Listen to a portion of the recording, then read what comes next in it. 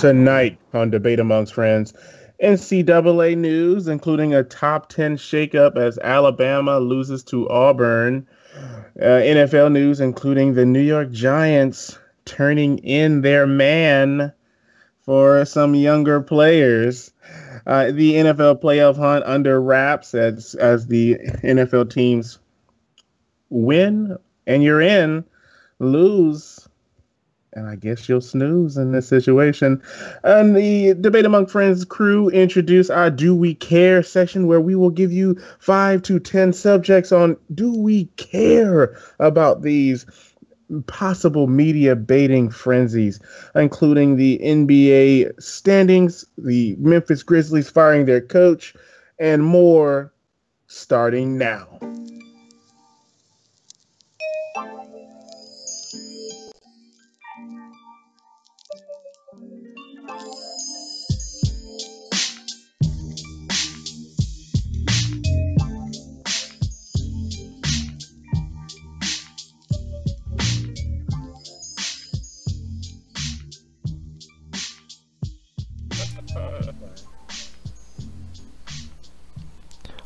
Ladies and gentlemen of the internet, welcome to Debate Amongst Friends, live on YouTube and on Twitch. This is the 81st episode of the Sports Podcast on November 29th, 2017. I am your moderator, the Professor John Gotti, and always by my side, Mr. Black Mass himself, the dose of reality surveyor, the Doc. How you doing tonight, sir? I am doing well, sir. I have planted my fist in the ground and I have yelled, woo-ha.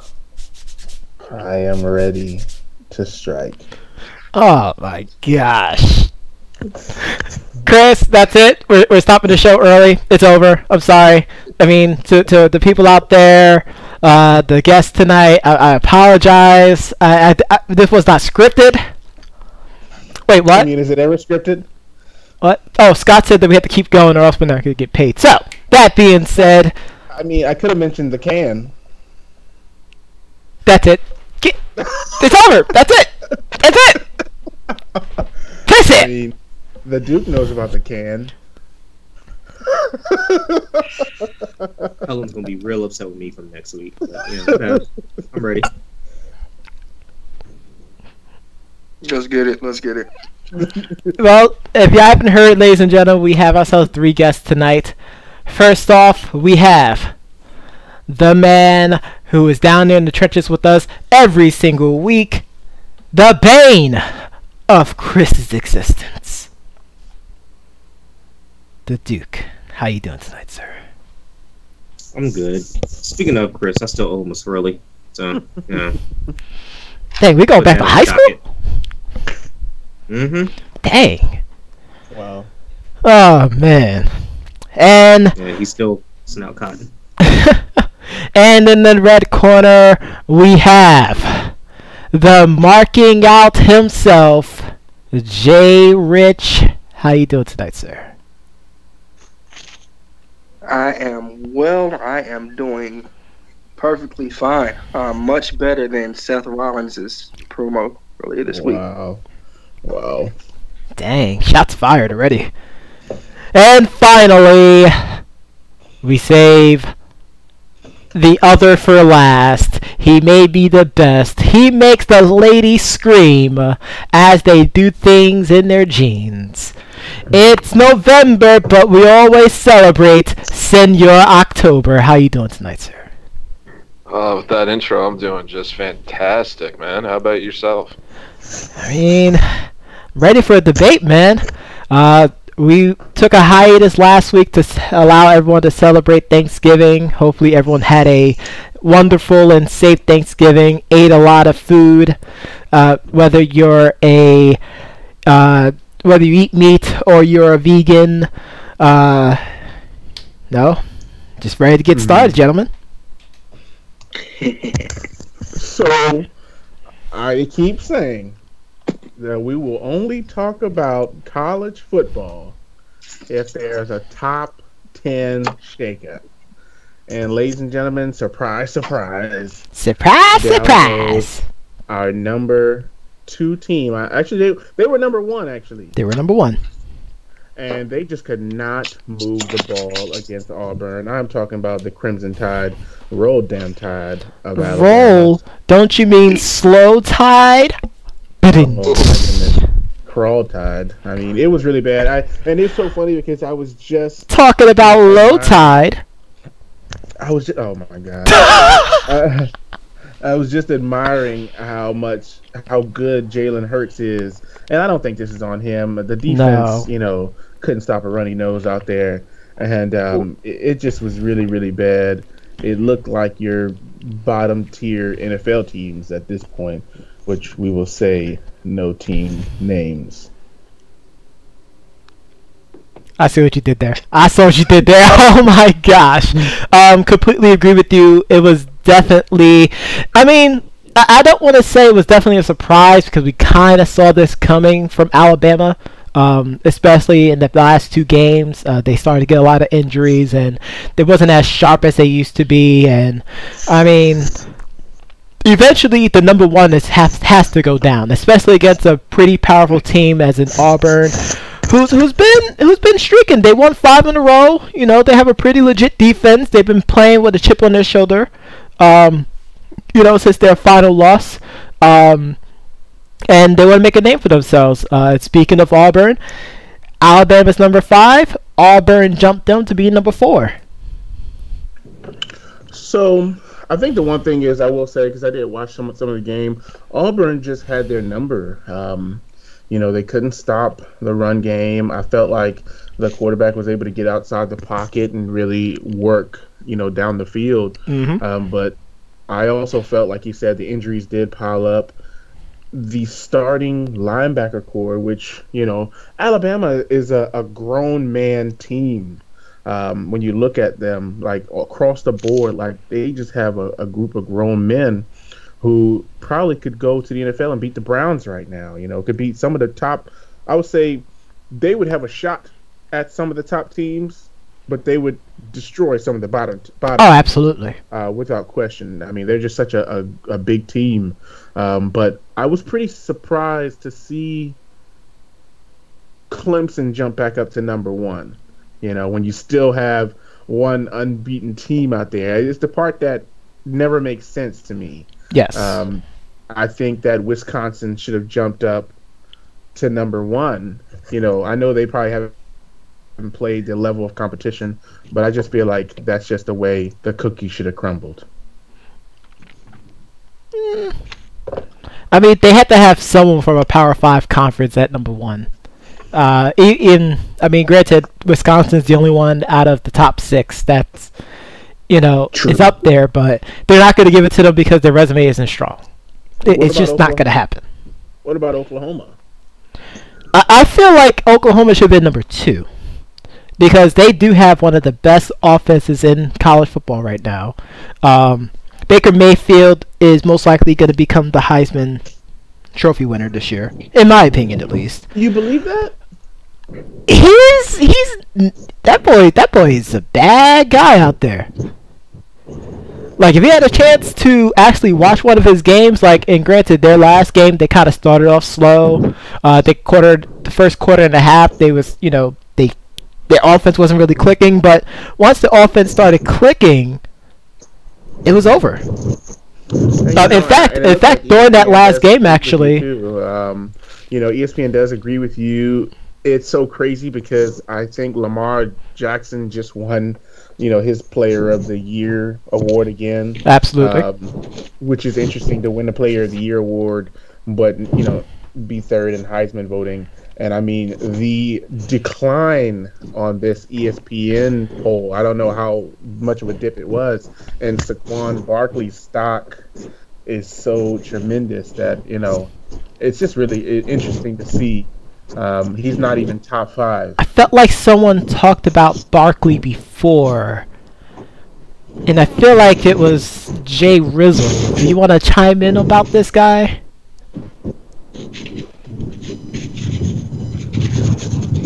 Absolutely.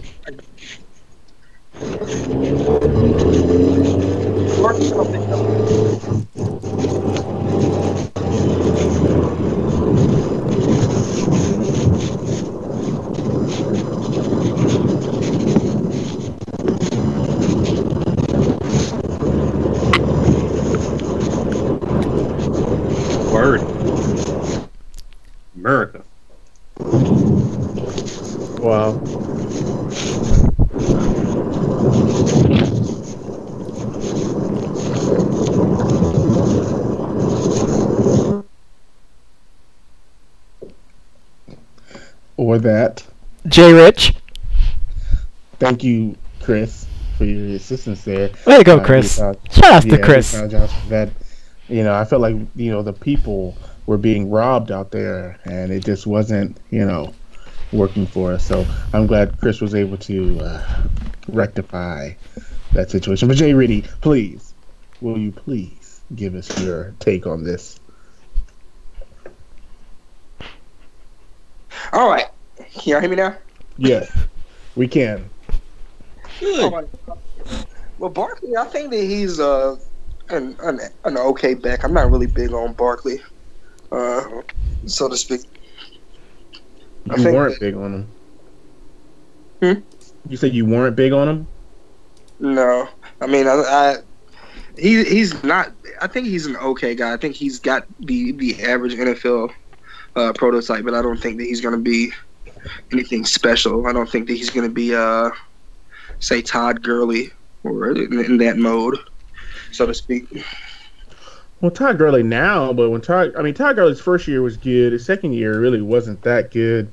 Now, I think he is benefiting from a quarterback that can actually throw the ball downfield. Taking nothing from Case Keenum because he's doing his thing in Minnesota. Absolutely.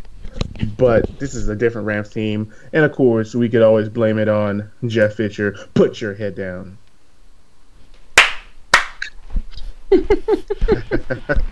But I definitely I don't know. When I look at Saquon Barkley, I only see Ray Rice. Not the punch a girl in the elevator Ray Rice. The first couple of years in the league, Ray Rice, where he's actually running pretty good. If he goes to the right team, I think he'll make a difference. Kind of not the difference that I think teams are going to be expecting, but I think it's going to be between Kareem Hunt and Christian McCaffrey somewhere. I don't think it's going to be tremendous because Kareem Hunt started really, really hot, but then he was just like he just got cold. The teams figured it out. Like, hey, let's just shut him down. Let's get him on a decline. But when you look at, I think his name is Alvin Kamara. Alvin Kamara, yep. Alvin Kamara? Yep. Kamara, like, he's going up. Stuffer. Fantasy. Stud, yes. Stuffer. I mean, him and his septum nose ring, like, he's just, like, going up. You know what I mean? But all these other receivers and running backs who were projected to do well aren't really doing well. Nope. So I would agree with that.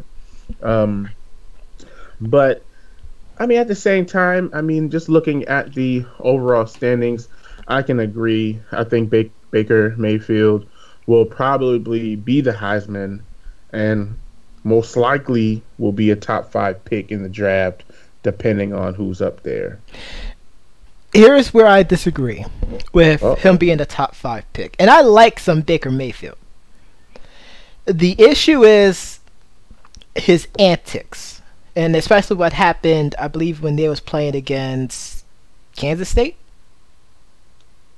I believe it was Kansas State. Ohio? You mean the one that he was suspended for the first quarter? Yes. Well, it wasn't the first quarter. It was the first series. Oh, yeah. He was first series because they ended up scoring a touchdown with the other quarterback, too. But, so Phillip that will antics, drop though. him. Yeah, but Phillip Rivers had the same antics. He was the same quarterback, basically. He was the same quarterback, but nowadays they kind of look at that. Person. They kind of look at that these days. He's the same person. I agree with you, but they look at that these days. Johnny Manziel went in the first round. Not because it's the Browns. Come on. When you just look at it's the Browns. Even Jameis went number 1. Well, because they wasn't stupid enough not to take Jameis number 1, though. Yeah, exactly. I think it. Anybody could have said, "Hey, Jameis is out there stealing crab legs. He's telling people to grab girls by their private parts, a la our president." Anybody could have looked at that and said, "Hey, let's take Marcus Mariota." Which they could have done. They could have. I think. Depending on how he does at the combine. I don't know. You've seen what somebody wrote. Somebody wrote a couple of weeks ago on our Facebook about how they thought some of the quarterbacks this year in the draft were bums and nothing but second and third round guys. I mean, it's possible. But I think Baker Mayfield, all right, give him at least a top 10 grade. God dang. Ugh. Mm. I can still see him being at least top 10. He won't be top 5. I believe you're on your own on that one, bro. Wow.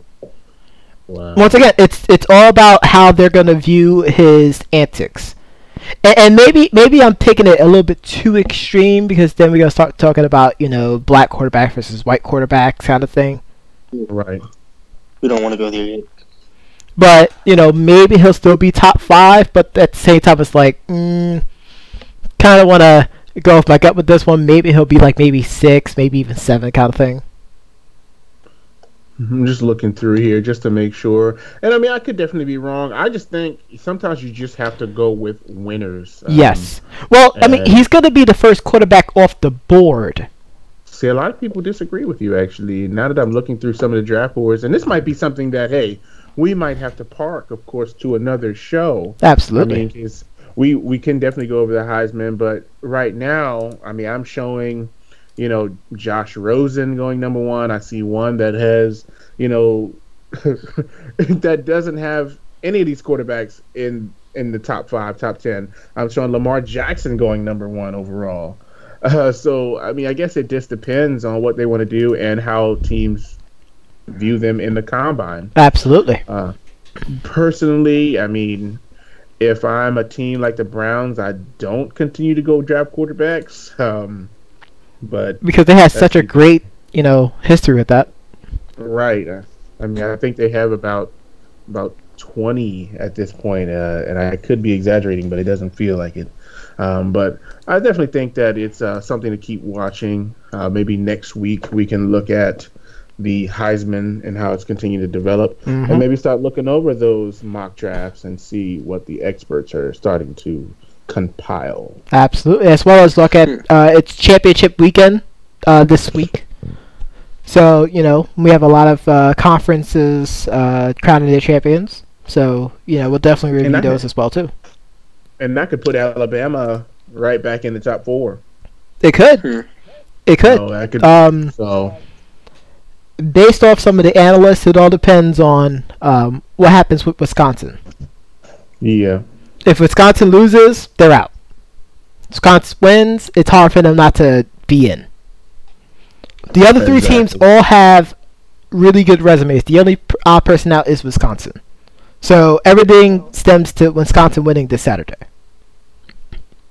Everything. Absolutely everything. Absolutely. But we definitely should move on here to our newest subject here. Do we care? Yes. This segment is where we go around, we talk about a potential media baiting subject, and we answer, do we care about this subject? And why? Do we care? And I know Jay Rich is so ready for this first one as we look to the first media baiting story here. I know Jay Rich was happy about the decrease in the suspension here. Do we care about Aqib Talib and Michael Crabtree's suspension? I definitely care. I'm just gonna go ahead and chime in first. I feel like all eyes were on me on this one. Of course, I care. First and foremost, Aqib Talib should be the only one out of this getting suspended. And yes, it's somewhat of a biased opinion, but I mean, Crabtree taped his chain to his shirt in preparation of this whole moment, and he still snatched his chain off and invoked this whole fight. So, I'm only going to say this. Any guy who takes his helmet off in a football game to fight is automatically an idiot to me. Therefore, the suspension would stand. However, I do not care about this fight. And I hope that they can continue to fight. I believe that the AJ Green fight with the young kid from the Jaguars was a much better fight. They were slamming each other. It was a little more interesting, MMA style. With Talib and Crabtree, it was like, what the heck, guys? One guy's got his helmet off. This guy's snatching chains. I mean, what's next? We're pulling out weave. Like, come on. So, I do not care about the suspension. Get it out of here. Shouldn't have been there at all. Should have got it fined. Singer October, do you care or don't care? It doesn't really matter to me that much. I mean, I saw the fight, but I don't know. It's not really getting me all excited. Sir Duke. I don't care about the fight itself. I care about what the if I can find my words, what the sensationalism of it means. I mean, really, honestly, it wasn't even a great fight. Like, you're right now. Like, it was not great. But the fact that we're still talking about it is kind of my issue. I'm gonna have to agree with the consensus around here. I really don't care about the fight. It wasn't on a Andre Johnson, Finnegan level of a fight. I mean, that was a fight. I mean, exactly. The suspension got reduced to 1, so it's not much more for concern right there. Sorry. Absolutely. So the next one here, I thought it was just kind of like, but Floyd Mayweather was robbed. I think they might have snagged his luggage, some accessories and whatnot, some sunglasses, some jewelry. Home. Yeah. I mean, do we care about this robbery? No. Oh no, not at all. Not in the least. I just hope the money goes to charity. I'm gonna back up Singer October on that one. Yeah, it's going to charity, of course. Somebody else's wallet, of course. The next one here we have Klay Thompson saying that he's like the forgotten Ball brother. Do we care about Klay Thompson's feelings? Absolutely not. He needs to stop it. Come on. I don't watch games for feelings. This seems like a desperate attempt to make himself more relevant. I think that he will be. I think he'll be removed eventually, or he'll leave. Even though he's making his money, I think eventually he'll bounce without question. Mm-hmm. And that I agree, and I think that's why I kind of care, because if he leaves, I mean, even with KD, that team has still lost a big dynamic without Klay Thompson there, and hopefully I think he goes to the Spurs. We know, just like I hope he goes to the Rockets, of course, to join the Euro stepping master James Harden. I care about that. Not to sound like that guy, but it's possible he might end up going to the Knicks.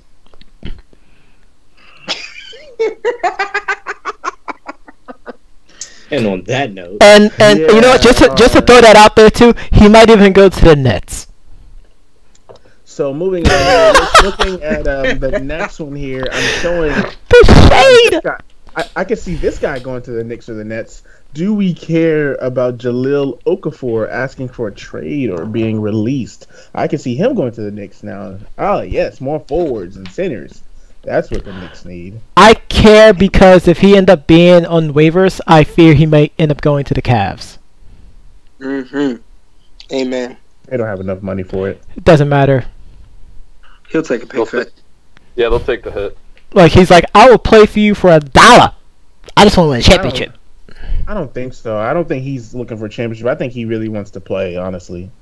Just let the boys play. That. I care about this because I think he really wants to play.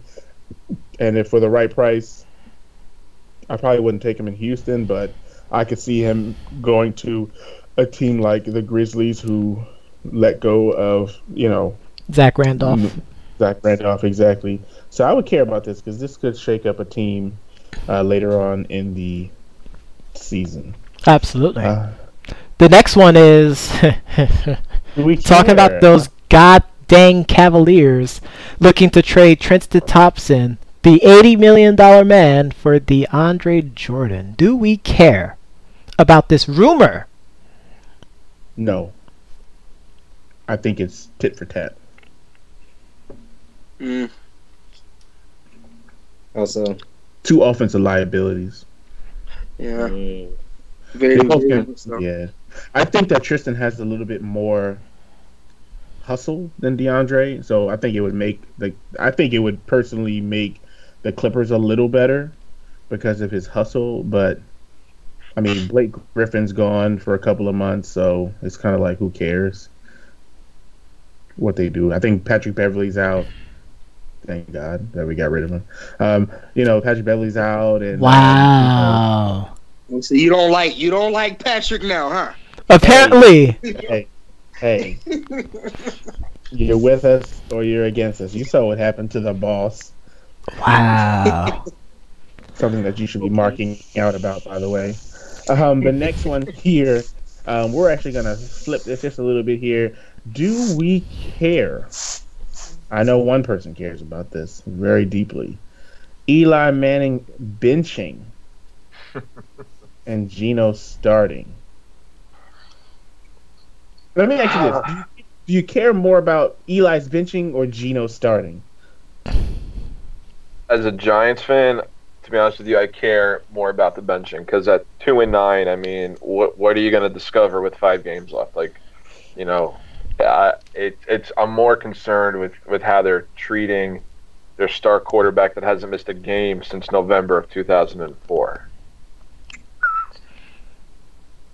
And who has won 2 Super Bowls, beaten the Patriots in both of them, and was Super Bowl MVP. That I have a problem with. all right. So I will say this. I got a chance to speak with my cousin, right before the show, and it was so funny. He said, "I'm not going to lie to you, cuz I considered giving up my fanship of being. I didn't want to be a Giants fan anymore. I'm thinking about quitting being a Giants fan." And I said, well, I was like, well, why? I know they're benching Eli. I get it. He said, I don't like anybody really on the team right now. Odell Beckham Jr. is a joke. He should have been probably suspended a long time ago. He's like, the only person I like on the team right now is Landon Collins, the safety, which is pretty sad. He said, I don't even like JPP anymore. Right. And I don't think it has anything to do with the fingers, but I think it's just the fact that they're just not productive. I don't know what they're gonna do, but I imagine that there's gonna be some changes with them going to Geno. Obviously, we don't really care about this. It's just they made a big deal about it, and Eli benching. Oh, now he's going to the Broncos, the Jets, all these teams. The Jags. Yeah, I mean, Well, it depends. It's not over yet. But you asked a to be good honest question, though. Just before you go there, you did ask a good question. I did think that if they were looking to get that information, as far as what you're going to get out of these games, I think it would have been best in those games when they were getting blown out to go ahead and put Geno in there to see what you got. Because the Rams were smacking the Giants silly. It was like Forrest Gump. The Rams were Forrest Gump. And the Giants were the ball when he's playing ping pong against the wall, and he was just smacking the Giants against the wall there. That's right, double fisting. That's right. But The jar. Yeah, exactly. So I think at that point is where Geno Smith should have came in.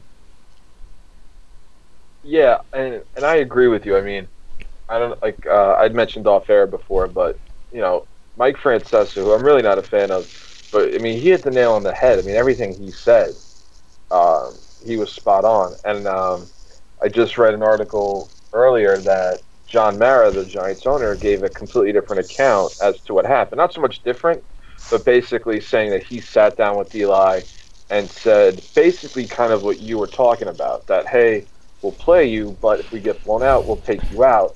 And then McAdoo kind of twisted it around and said, hey, you know what? We're going to play you regardless if we're winning or losing, and we're going to sit you. And I think, and Eli, trying to be the bigger person, said, you know what? Thanks, but no thanks. I'd rather just not play. If that's how you're going to treat me, I'm good.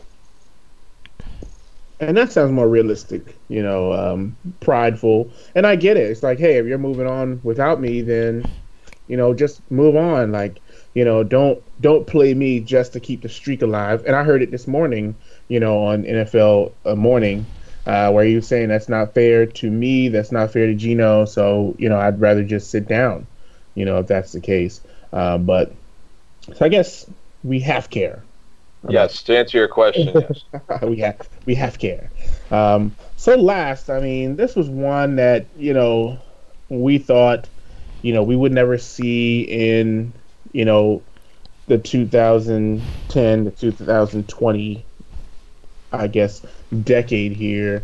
At least for me, I don't know. I don't remember this happening ever before in this particular time span. And please, someone, look that up. LeBron James gets his first ejection. What the heck, guys? Do we even care? No. I do not care. It's a meaningless regular season game. Maybe he's just doing it it more so it just lights a fire under the Cavs other than anything else. It isn't anything negative behind it. I really don't care. The only reason I would care about it is that I think there's a turn in the stars now because I see, Durant's getting ejected. I see Steph Curry getting ejected. So I think it humanizes LeBron. Finally, hey, he can get ejected too because he doesn't get called for fouls. No, he doesn't. At least they could do is, hey, watch your mouth, LeBron. Watch your mouth, boy. You might get thrown out here. maybe there was a league mandate that said, maybe the refs are showing too much favoritism to the stars, and if the star players actually start mouthing off, treat them the same you would the sixth man coming off the bench. If they're doing that, then I applaud Adam Silver completely. Yeah, because that's one of my biggest complaints about the NBA. I wish they would call it down the line. It would make the game a lot funner. If they called it right down the middle, you know what I mean, like straight Mills Lane with it. Yeah, even in soccer, they don't really make a distinction between who they give a red card to. If you commit a foul or you commit something that's warranted 2 yellows or a straight red, you get off. Even if you're a star, even if you're one of the biggest stars on the planet, you'll get sent off. Yep. Yeah. If it's that egregious. I definitely get it. Do we care about? I know Jay Ritty said he didn't care about the first ejection. I kind of care because I just feel like this could be the turning point where, hey, they watch him more closely.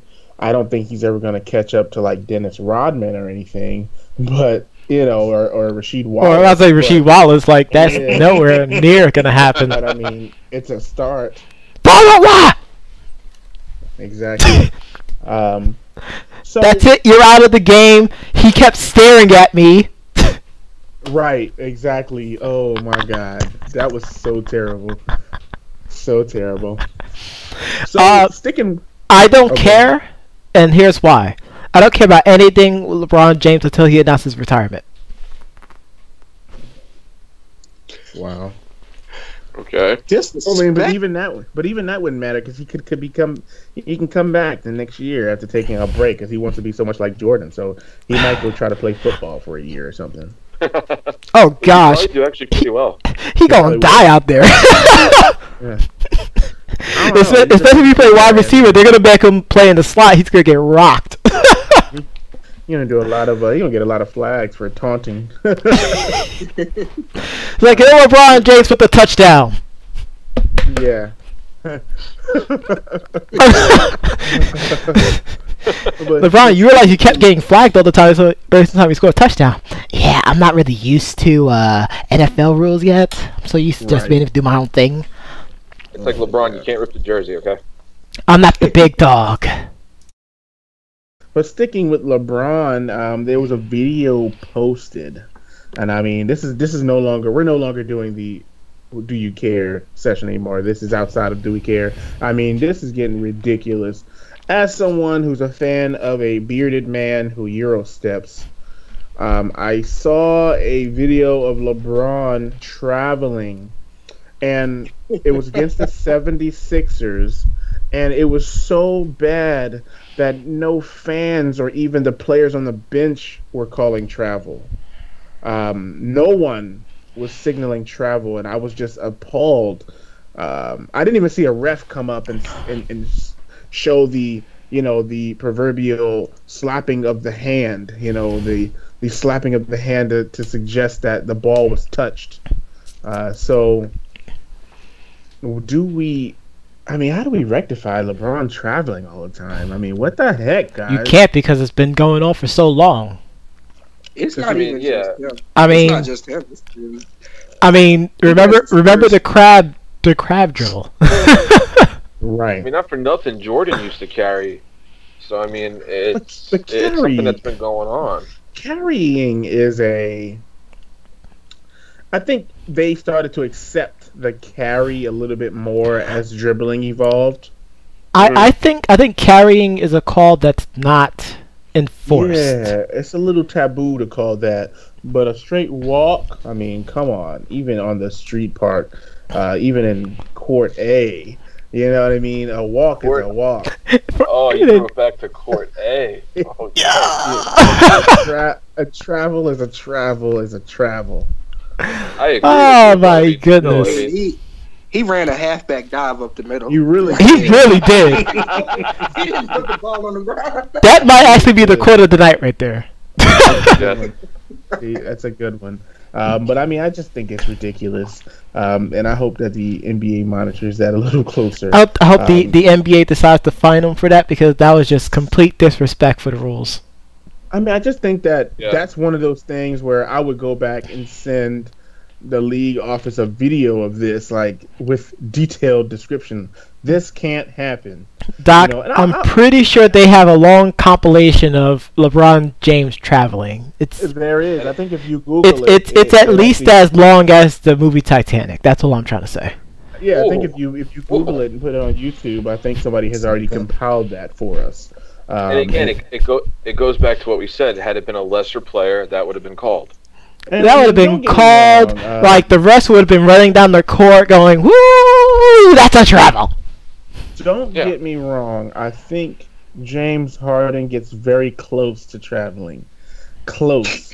Very close. Like Manu Ginobili got very close to traveling. But Manu is like the best at doing that, though. Right. Because Manu would take longer steps. I think James, most of the time, is squeezing through tight spots. So it looks like he takes 9 steps. He's doing a lot of things with his arms, where Manu would take, a hot potato step to the right, another dance step to the left, and then come back to the right again. You know what I mean? So it's always kind of weird. But that's a good point. You know what I mean? So with LeBron, his steps are always dives up the middle, and like then he for the end zone. And then he lays up the ball when he remembers that he's playing basketball. Well, he said he was a football player. He was, and he still shows that. I mean, the funniest part is, like, people saying, "Oh, well, the defender touched the ball." I'm like, that was way before the defender touched the ball. Way before that. I don't think the defender touched the ball. Well, he was 1 foot inside the 3-point line when he stopped his dribble. That was his first step. Then he stepped again. Then he stepped again. Then he went up for the shot. That's when the ball got touched. Then he didn't even let go of the ball, which now that's also a violation. And then he moved again. He really did. It's pretty terrible. So that's like 3 calls right there. But it's LeBron, and he's gonna. I mean, he's the quote unquote best player in the league. So of course, his are going to get highlighted. But it's a running epidemic, and all of the star players are getting away with it. Kawhi Leonard included, and even as a Spurs fan, Kawhi gets away with a lot of the walks. and a lot of extra, stop and dribbles that he does. These are illegal. And I watched the video on a ref talking about some of the calls, like just the ones that refs just don't call anymore. Like it's the way that officiating is, man. It's that new age officiating. I mean, I could count on pretty much everyone on this call's hand. The amount of times that during a fast break, someone gets a outlet pass, and they grab the ball, take like 7 steps, and then go up for the dunk. Oh, you gotta get like 3 steps before you jump right in front of the free throw line and dunk. True. Yep. Well, bounce the ball first. Absolutely. And speaking of bouncing here, we do have to move on to our next topic here. As the Memphis Grizzlies made a change in their coaching as David Fizdale was fired. Did we or were we surprised by this firing so early in the season after their changes in the roster, basically? I was surprised. I felt like he still didn't get a completely good fair shake, especially with all the roster moves that happened during the summer. I believe Steven Jackson mentioned how we were talking about that one too. Absolutely. Mentioned how Fizdale is a player's coach, which I agree. The whole "take that for data" speech is a great testament of that. But he had people he had soldiers by his side, which was Tony Allen and Zach Randolph. He didn't have those anymore, so now he has to deal with everything else that's happening there. And then the expectations of we already lost one of the best wingman defenders in the league, and the most grizzled guy out there, which is Zach Randolph. Now go out there and win games. Like, you can't do that. You just can't do that. And I mean, of course, we're going to get to the Steven Jackson versus Chandler Parsons debacle, and that should have really been in Do We Care, just so we can care about something. But I just think that coaches like Fizdale, they are a player's coach, but the team didn't give up on him. You know what I mean? The ownership gave up on him. Ownership and management gave up on him. And I think that in this situation, it was one of those situations where when you look at the roster, the fact that Mario Chalmers and Chandler Parsons, Tyreke Evans are even on the roster. And I'll give Tyreke Evans a bit of credit that he still has some skill. But, I mean, this just isn't a roster built to win. They're actually taking over with this roster. Looks like an old Denver Nugget team to me. A Denver Nugget team that wasn't good. Looks like a Utah Jazz team that isn't good. So this is the team that this Grizzlies team is taking over to be as we watch some of the other teams start to get better. But as far as him being fired, I thought it was way too soon. Yeah, I mean, I agree. It seemed like it was just change for change's sake, and it's like, then why did you keep him then if you knew your roster was going to go through all this tumultuous offseason? Why would you even keep him and bring him in just to fire him, a month in? Right. And I mean, barely. Doesn't make sense. And it's not like they couldn't bounce back. I mean, it's not. Exactly. Yeah, I mean, they're 7-12. Like, it's we're talking about 19 games. Right. I mean, they all can't be the Rockets, the Spurs, the Celtics, and some of these other teams, which a lot of us are surprised at how good the Celtics are doing. You know what I mean? But no team, outside of those that I just mentioned, are really, really dominating like that. Celtics, sure, they're 18-4, but they're playing a different style of basketball. They just went out and got Kyrie Irving. They did. Champion. I mean, not to mention they're actually towards the bottom of the league when it comes to offense, and they're at the top of the league when it comes to defense. And that's what Fizdale wanted. But when you get rid of your key guys, I mean, how do you keep that up? You can't. You coach with the players that you have. Now, I got a chance to listen to the Steven Jackson versus Chandler Parsons interview, and the funniest thing, of course, is when he says, "You are not my damn brother." That was hilarious. And I didn't feel like it was, a racial thing. I thought it was more of, hey, yeah, we're in the same basketball fraternity, sure, but all NBA players aren't friends. Nope. Right. All NBA players aren't good people. It's kind of what he said. Yes. Now here's where the differentiating opinions is. Now, I agree with Captain Jack. Captain Jack said a lot of things that I agree with. Yeah. But the whole, you're not my brother thing, like, when he was playing, absolutely, I completely agree. Today,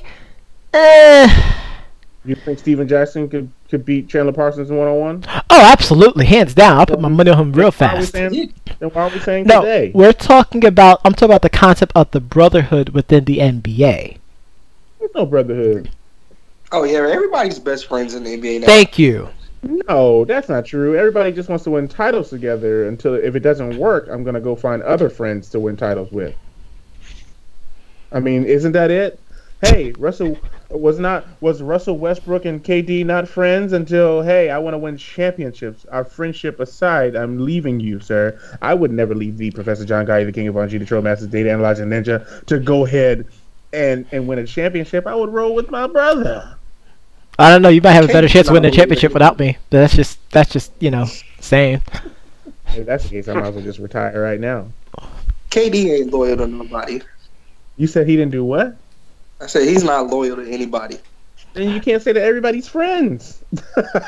Everybody is friends except for Kevin Durant. How many? I just don't believe that. I think it's just we see 5 people get together, which means like, hey, LeBron, Wade, Carmelo, those guys, sure, they're friends, they hang out. If they could be on a team together, they would make that happen.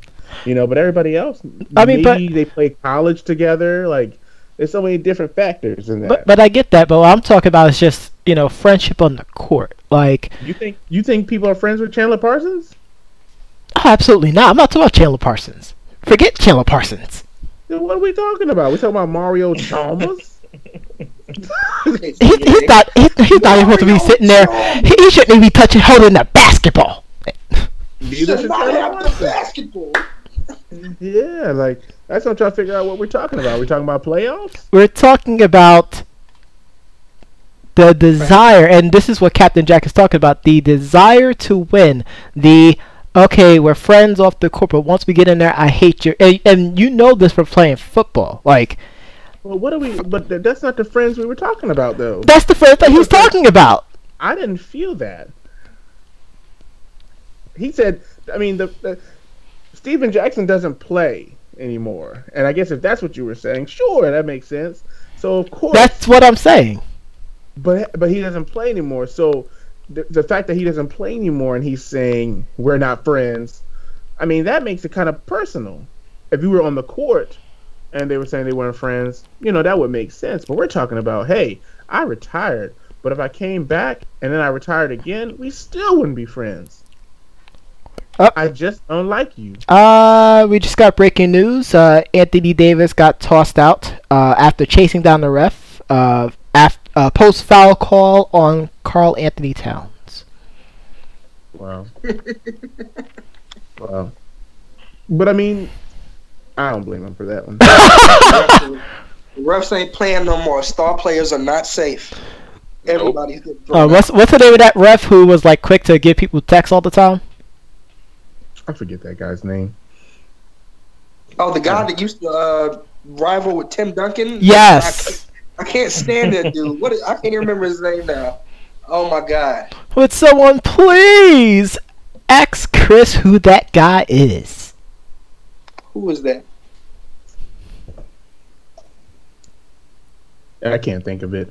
But back to that point while Chris is looking that up, I just think that it's one of those situations Joey where Crawford. Joey Crawford. He was really bad. I just found it too. Yeah, Joey Crawford. Yeah. He was really terrible out there. Hey guys, I don't mean to jump in. I gotta just cut out. Hey, you gotta do what you gotta do, man. No worries, sir. Before you go, you want to pitch your new show? That's going to be starting in December.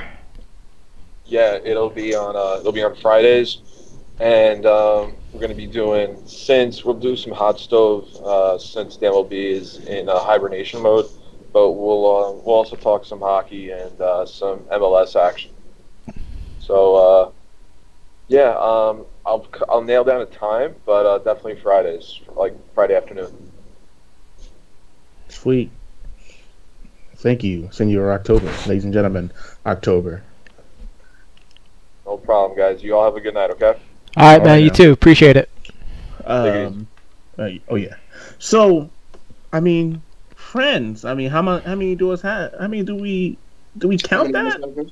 I didn't even want to go there. Like, I was just like, what the heck? Like, We all thought that you was going there. I was about to, but then I changed my mind. I was like, I mean, Chandler Parsons shouldn't have any friends. He shouldn't have any friends. The fact that He's got friends. I mean, he has He's friends. got 100 and some million I friends. see what you did there. And I think that was more of Steven Jackson's gripe, is that he was making $100 million, but he's not producing $100 million worth of games. And I was pretty upset that he got the money that he got from Memphis. And I thought if anybody should have been fired, it's whoever gave him that contract. Mm-hmm. Oh, he's earned his money in medical bills. I mean, sure, but I'm sure the team probably pays for that. You know what I mean? The team, he probably doesn't pay that out of his pocket. The team probably pays for that. No, yeah. And that's you know what I mean? Like, you know, I mean, I'm sure they pay for it. It's probably their doctors doing the surgeries. He's probably getting rehab at their, luxury facility. I mean, but I don't know. I just thought that Steven Jackson might have been hating a little bit, as per Chandler Parsons, more or less because he got the contract, and because he's not producing. And I'm not sure if Steven Jackson ever got those kind of contracts consecutively. Oh, I don't know if Steven Jackson made $100 million his whole career. I don't think he did. So that might be a bit of, I mean, that makes more sense to me. It might be a little bit of hating involved. But I mean, honestly, he was a better player than Chandler Parsons is too. So I mean, it's a different league though, Captain Jack. It's a different league, It is, and that was the part that I was talking about.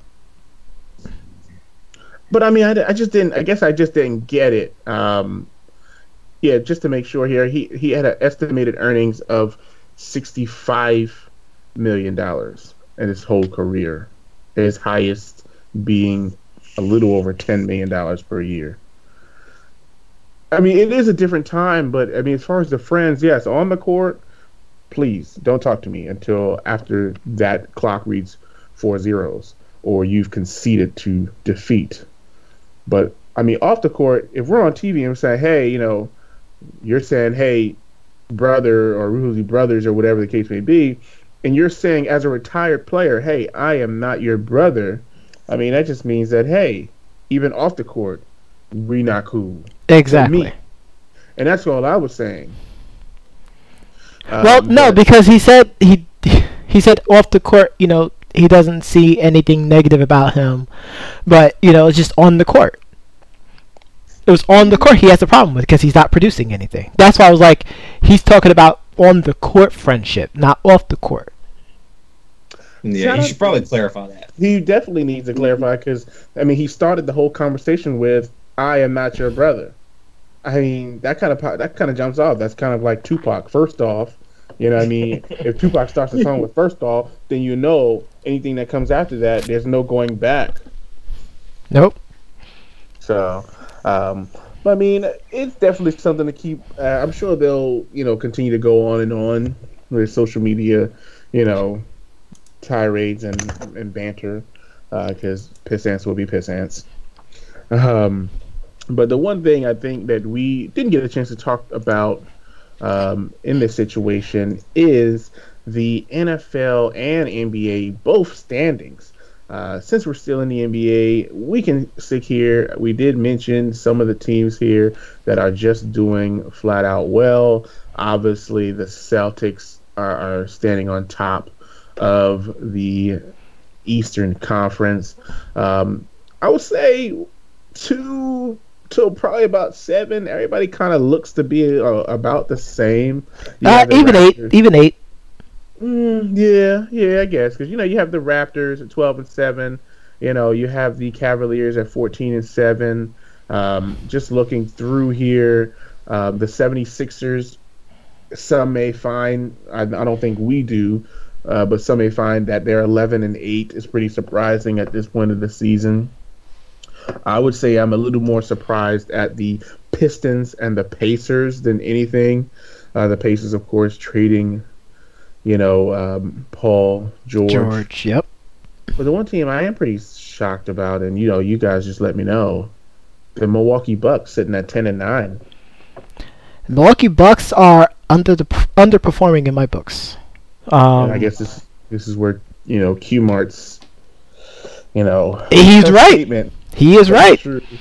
They will only win a championship after they fire Jason Kidd. How sad is that? How sad is that? Because he is being outcoached every single night. He looks like a deer in the headlights. Q Rich was absolutely, positively, 100% right. So let me ask you this, just to wrap up the Eastern Conference here. Out of the 2 bottom teams, the Bulls and the Hawks, who do you think will improve by mid-season? Neither. Wow. You have to pick one. I mean, I gave you an option here. You have to pick one. I'm choosing neither. You can't choose neither. I mean, this isn't a... In fact, both teams are going to try to tank to try to be the number 1 seed.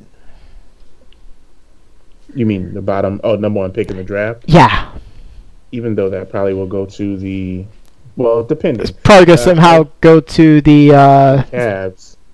To the Cavs so that they can get Bagley somehow, which would be ridiculous. Exactly. Then they won't need Tristan Thompson. He'll go to one of the bottom teams.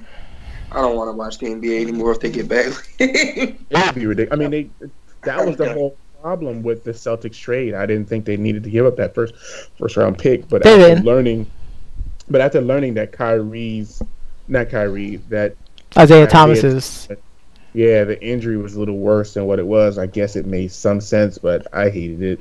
I hated the fact that they, double backed on it. Like I would have been like straight up second grade, be like, nope, no get backs. No get backs. So all right, so just looking at the Western Conference, me and Jay Reedy's conference, and I didn't mean to skip out on the Knicks, but I mean 10-10. No worries. I think they're looking good, but let's give it a little more time. Western Conference here, you got the Rockets, you got the Spurs, we got the Warriors, of course, and the Trailblazers and Timberwolves, as well as the Nuggets fighting out in the Northwest. The Northwest actually looks like it's going to be the competitive group going down the stretch. Absolutely. Just looking at the records here, anyone surprised by the struggle of the Thunder at 8-11? I am not. And here's why. Not enough balls to go around there. Take the Thunder team and compare it to the first season for the Heatles. I rest my case. But they went to the playoffs, didn't they? They did. They did, but they started slow like this. Did they? They started slow like this. I don't remember it being this slow. This was slow. Really lackluster. This is really lackluster. They're only 3 games away from 500. Yeah, but still, It's I mean, RELAX. You know what? I think it's the fact that the Nuggets are ahead of them. Yes. They're The Nuggets are not going to make the playoffs. If they started today, they would, but they're not going to keep it up all year. But you just never know with these teams. I mean, I wouldn't have said the same thing about a lot of the teams that we just talked about. Obviously, we know the Rockets, the Spurs, the Warriors, the Trailblazers, and the Timberwolves. Those teams are going to be primed for, the playoffs. Mm-hmm. But the Thunder could be on the outside, looking in. Because I just named 5 or 6 teams. But there are the Pelicans who are starting to gel. You know what I mean? You have a Jazz team that, of course they have their injuries, but you do have that Nuggets team and those Trailblazers that might play the spoilers. These teams are playing team basketball, They are. so be a lot Yeah. different. When I look at the Western Conference, I see from that position between 6 and 11 that I could say we could revisit this conversation in a week, and that could be completely mixed up from I where it is think right now. I think once we hit the All-Star break, you'll see the Thunder at least between the 5 and 6 seed, maybe in the 4 seed. Mm-hmm. I don't know about that. I mean, we can definitely table that, but I don't think so. They'll get a run, but right now, I mean, they got too many guys who are used to being the focal point to understand who they are right now. They got to play through that. They might be jinxed by the Carmelo curse. It might just be another case of, super team getting together and they just have to learn how to gel. Mhm. Carmelo might just be cursed. I mean, let's just put it how it is. Terrible. I would love to see Carmelo get a ring, though. That's just me personally. I would love to see Carmelo get a ring. I mean, I wasn't very happy about the whole situation with the Knicks. I mean, I've been known to air my grievance about that. So, But that was on the Knicks. That wasn't on Carmelo. It was on the Knicks. That's why I'm like, if he was to win a championship, I'd be so happy for him. Yeah, he should have went to Houston, but that's neither here nor there. Moving on. Right so, so just looking at, the teams here. See, I mean, we just talked about the Thunder here. What do the Kings need to get better? I mean, they drafted a point guard. I mean, they brought in some veterans. I mean, what do they need to get better? Patience. Wow. Prayer, patience. Do we want to go with persistence also? It's true. They need to take a 76ers mentality of trusting the system. The process. So they need to trust the system. Yes. I agree. I think they'll get better. It's just going to take some time. It's so terrible because, I mean, do you remember those years when the Kings were in the playoffs and they were so tough? Yes. Doug Christie, you had little Bobby Jackson. You know what I mean? Like they Like were baby Peja. Peja. You did not just. Why did you start J. Rich? Why did you start him on that? Oh, he loved Peja. Oh my God, he was so good. And he was just a Cinderella story. Like he could come from the bench, and all of a sudden he's just like a beast, man. Peja. But I mean, that's neither here nor there. We could talk about Peja for a long time. Vladi. Don't forget Vladi. He was there for a while. C. Webb. He's there now. So we'll see exactly how that goes down. Now, just jumping, because I know we're, moving on here, but we didn't talk about the NFL playoff standing. I'm sure, most of us on the call here now are on the outside looking in. Actually, no, I think one guy on here actually is in the playoffs. One guy. And his name is Duke. How do you feel about your Titans? Do you think they can hold the lead, the 7-4 lead in that division? I don't. They almost lost it the other week. I mean, Well, actually, I should say they did lose it the other week. They did. I mean, almost doesn't count, right? Hey, horseshoes and hand grenades, man. I mean, This is the Titan way. All right. Just because they are doing great now means they are going to get eliminated in the first round of the playoffs. This is what happens. Wow. wow, Does it yeah. happen? If that doesn't happen, oh my God, you will see Tennessee on fire. But So you don't believe that the Titans? So if the playoffs started today, the Titans would most likely be playing the Jaguars. Okay. Do you believe that the Titans could beat the Jaguars at this time?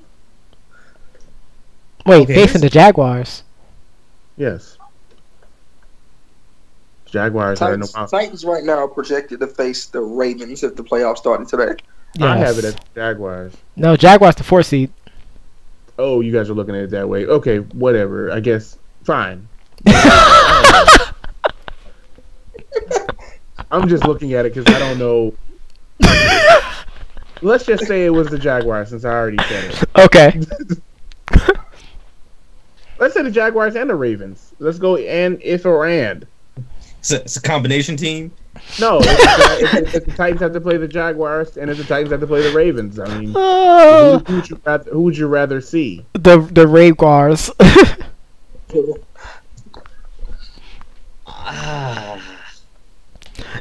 I think the Titans would rather face off against the Ravens. Yeah. I was gonna say, if I'm a Titans fan, I'd rather see the Ravens. The Jaguars They're scary. get hot. I mean, here's the problem: they're gonna have to go through the Jags just to get there. True. They will. I think they probably will play the Jaguars once again. If I'm not mistaken, I would have to look at the schedule, but Yeah, I mean, I'm pretty sure they will.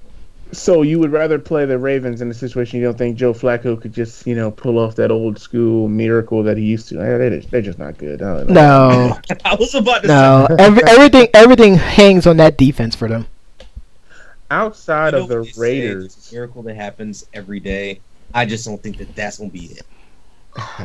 outside I of think the the Ravens are going to fall out of it.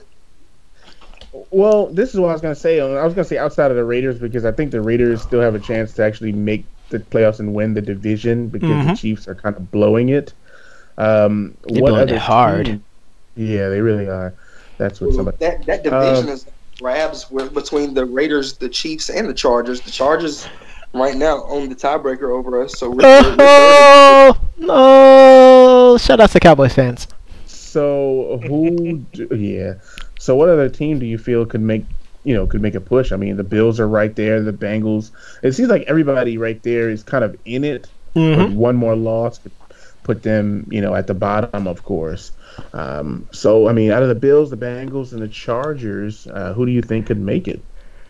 I think the Ravens fall out, and I think that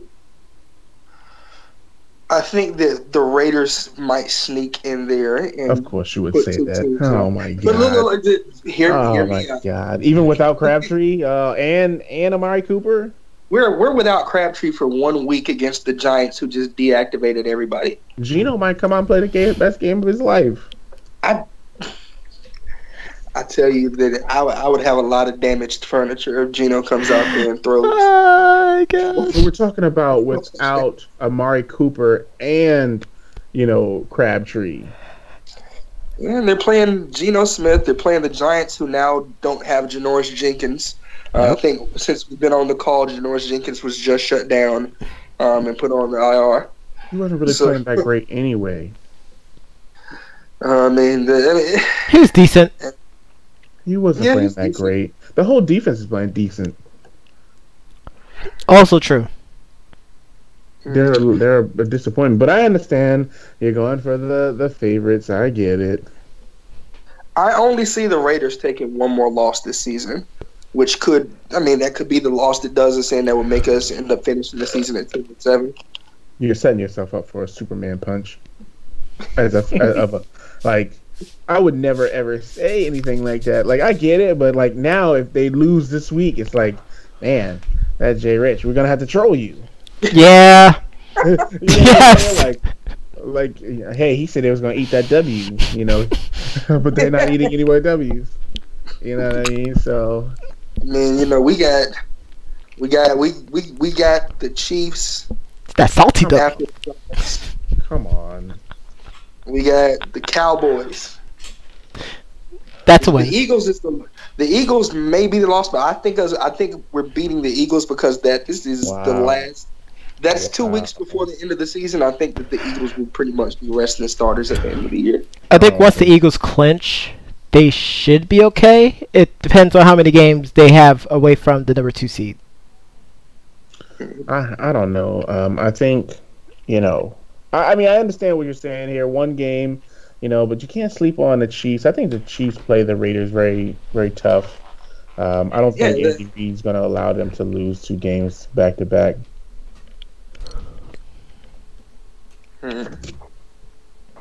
You might take 2 losses. I'm not. I'm sorry. I'm sorry.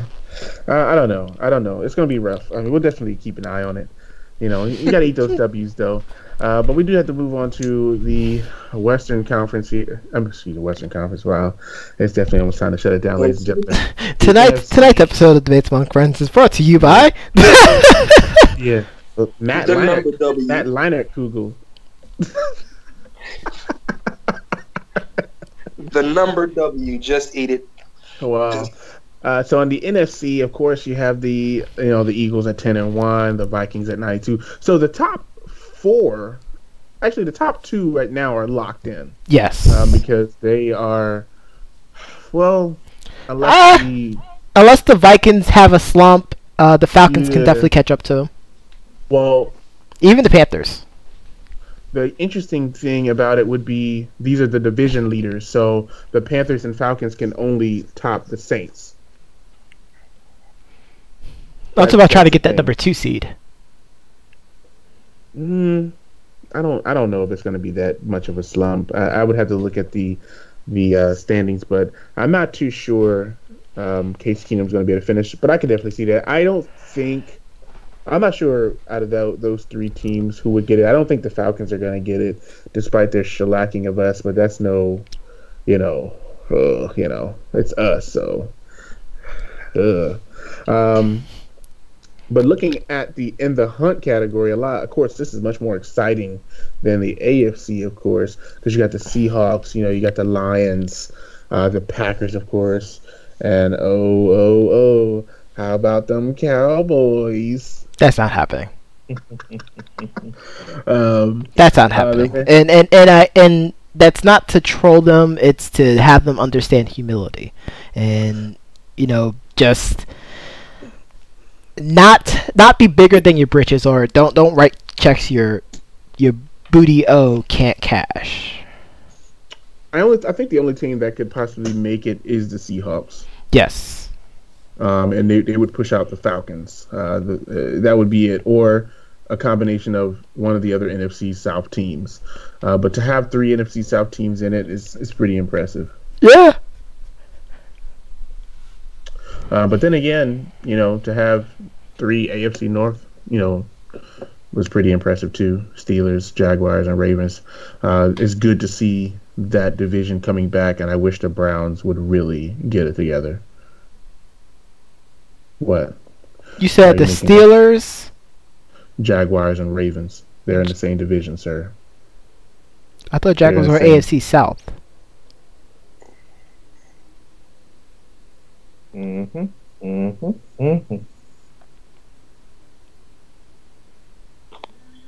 is it? Steelers. It's the Bengals.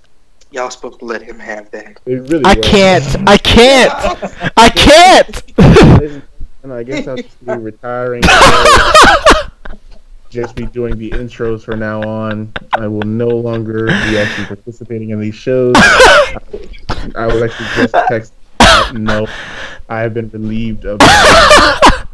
I will not be giving any final thoughts tonight because they'll probably be inaccurate. Oh, stop it! I've just fired myself. I'm fading to black. He's just been benched for Geno Smith. Wow! I'm fading to black.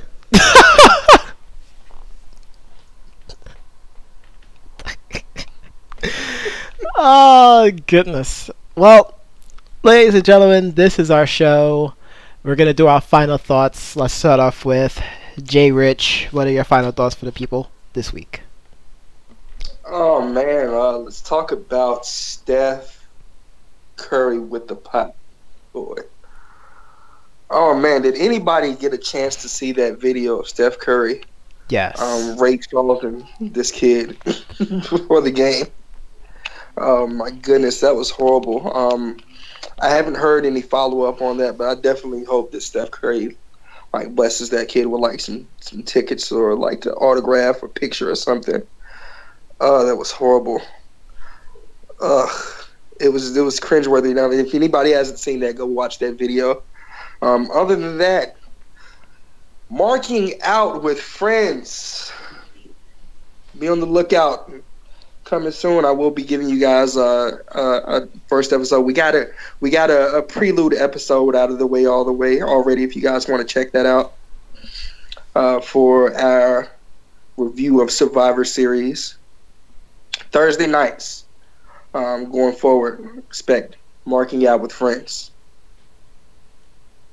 Thank you very much. Ooh. Duke. Oh, yeah, I'm up. All right. So, I am saving everything up for our Sunday night show, Duke It Out, where, we're pretty much going over all the things that the people out there have been shouting and hoping for. But we're really going to cover a kind of broadsword of just pop culture, current events, politics, anything that people want to know and or comment about. We'll go over it on that show. But yeah, check it out. It's going to be Sunday around 8. So you get a chance, come listen to you, boy. Thank you very much. Doc. As my final show, just want to thank everybody for supporting this whole show and the 80 episodes, firing myself effective immediately. But I guess other final thoughts, on hirings, at least some individuals aren't losing their positions, a la the Doc. Herm Edwards is expected to be the Arizona State head coach. And Chip Kelly accepted the position for UCLA after being laughed at and scoffed by the University of Florida.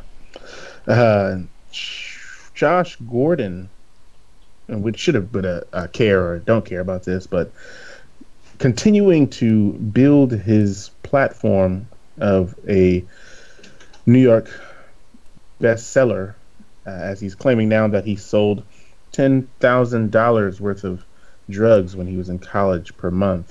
I just feel like when he gets suspended fully and basically banned, he will write a Oprah-sponsored book on how he overcame those particular issues. Lastly, on a more serious note, one of my favorite defensive players of all time, 10 years ago this week, we did lose Sean Taylor. Just something quick about me.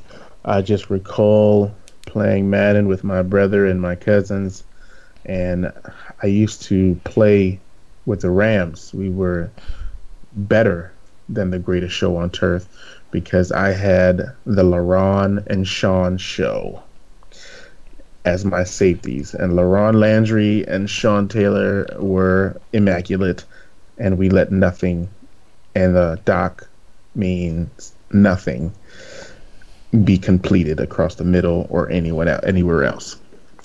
So definitely rest in peace to Sean Taylor. Great player. Wish that he wasn't taken from us so early. And my career is over. Fade to black. No. We'll leave your fruit basket on your desk and security will mail you your things. Thank you, sir. I mean, basically. Thank you.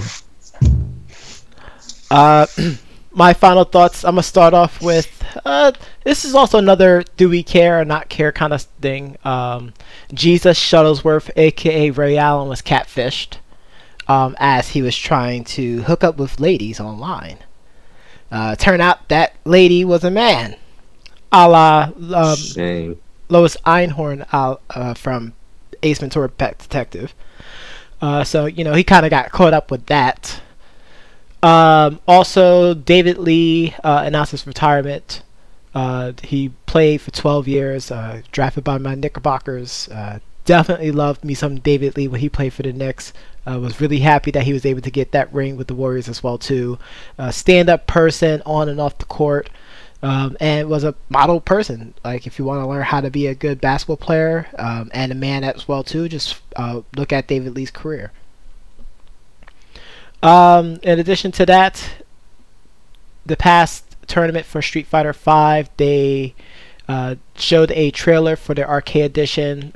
talking about some new V-Trigger animation now for a lot of characters, so perhaps the Doc will stop not liking Nash anymore and his fighting stance. And also they did a little bit of a tease for a character reveal. Sakura, who is a definite fan favorite, definitely one of mine, playing the Alpha Gates back in the day. She may actually be one of the first people to be revealed and brought back in for the new season, as well as Sagat. And then the Doc talked about the year of leg injuries for the NFL. Well, the Dragon Ball Z world, it was the 2 weeks of sickness and passing away. Chris Ayres, the English voice actor for Frieza for the show, was admitted to the hospital. He actually put something up a few hours ago on his Twitter account that he is being released from the hospital. Definitely just wishing him a safe recovery. And in more sombering news, the voice actress who played Bulma for Dragon Ball Z, Hiromi Hishiro, passed away at the age of 57. They found her collapsed in her car, and she died of complications. So rest in peace for her. And that is it for our show tonight, ladies and gentlemen. Tonight's track is a doozy. Probably one of the hottest tracks that's out there. Came out yesterday, and we decided to play it out because it's just too good. It's from rap artist Joyner Lucas from his album I'm Not Racist. Actually, single album I'm Not Racist, and that's the name of the track. Be sure to check it out. We put the links out there in the description of the YouTube video. Be sure to check them out. Show them some love. Listen to them. And we'll catch you again every single week, Wednesday nights, 8:15 p.m., actually 8 o'clock p.m. Eastern Standard Time. Also, check out all the brand new shows. We are expanding. We decided to inject a little bit of poison into this podcast game. So be sure to check out the Duke Show.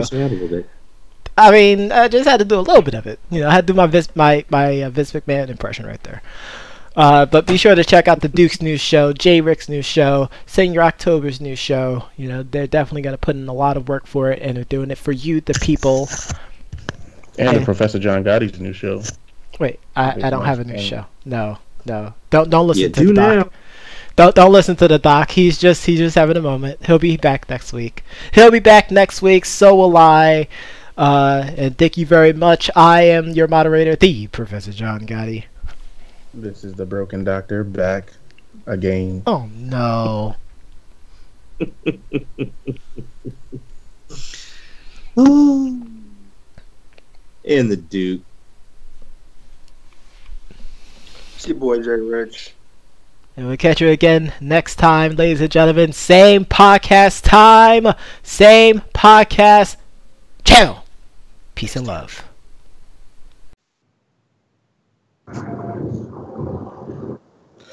Tonight on Debate Amongst Friends, NCAA news, including a top 10 shakeup as Alabama loses to Auburn.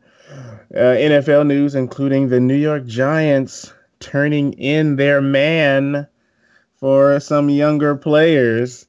The NFL playoff hunt under wraps as the NFL teams win and you're in, lose, and I guess you'll snooze in this situation. And the Debate Among Friends crew introduced our Do We Care session, where we will give you 5 to 10 subjects on do we care about these possible media baiting frenzies, including the NBA standings, the Memphis Grizzlies firing their coach, and more, starting now.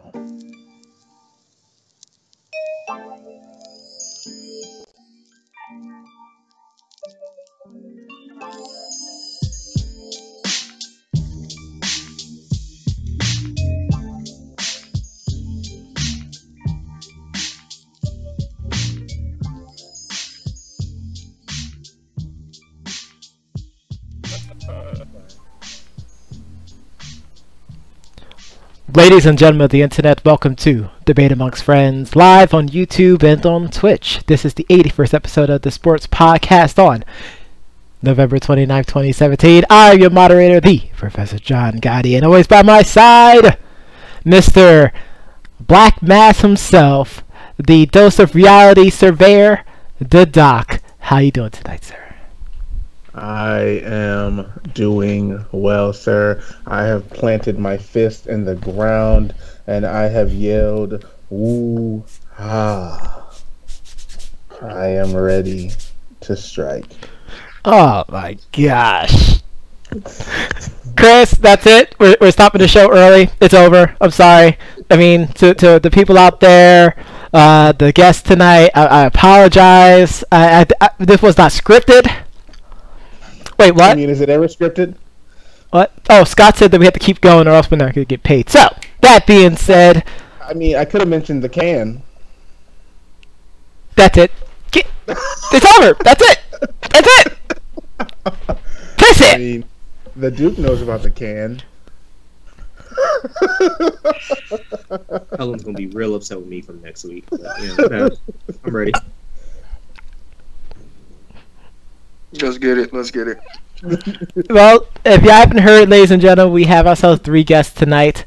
First off, we have the man who is down there in the trenches with us every single week, the bane of Chris's existence, the Duke. How you doing tonight, sir? I'm good. Speaking of Chris, I still owe him a swirly. So, Dang, we going back to high school? Mm-hmm. Dang. Wow. Oh, man. And... yeah, he's still snout cotton. And in the red corner, we have the marking out himself, Jay Rich. How you doing tonight, sir? I am doing perfectly fine. Much better than Seth Rollins' promo earlier this week. Wow. Dang, shots fired already. And finally, we save the other for last. He may be the best. He makes the ladies scream as they do things in their jeans. It's November, but we always celebrate Senor October. How you doing tonight, sir? With that intro, I'm doing just fantastic, man. How about yourself? I mean, ready for a debate, man. We took a hiatus last week to allow everyone to celebrate Thanksgiving. Hopefully everyone had a wonderful and safe Thanksgiving, ate a lot of food. Whether you're whether you eat meat or you're a vegan, no, just ready to get started, gentlemen. So, I keep saying that we will only talk about college football if there's a top 10 shakeup. And ladies and gentlemen, surprise, surprise. Surprise, down surprise. goes our number 2 team. Actually, they were number 1, actually. They were number 1. And they just could not move the ball against Auburn. I'm talking about the Crimson Tide. Roll damn Tide of Alabama. Roll? Don't you mean slow tide? Oh, my goodness. Crawl Tide. I mean, it was really bad. And it's so funny because I was just talking about low tide. Oh my god. I was just admiring how good Jalen Hurts is, and I don't think this is on him. The defense, couldn't stop a runny nose out there, and it just was really, really bad. It looked like your bottom tier NFL teams at this point, which we will say no team names. I see what you did there. Oh my gosh. Completely agree with you. It was definitely, I don't want to say it was definitely a surprise because we kind of saw this coming from Alabama, especially in the last 2 games. They started to get a lot of injuries and they wasn't as sharp as they used to be. And eventually the number 1 has to go down, especially against a pretty powerful team as in Auburn. Who's been streaking. They won 5 in a row. They have a pretty legit defense. They've been playing with a chip on their shoulder, since their final loss. and they want to make a name for themselves. Speaking of Auburn, Alabama's number 5. Auburn jumped them to be number 4. So I think the one thing is I will say, because I did watch some of the game,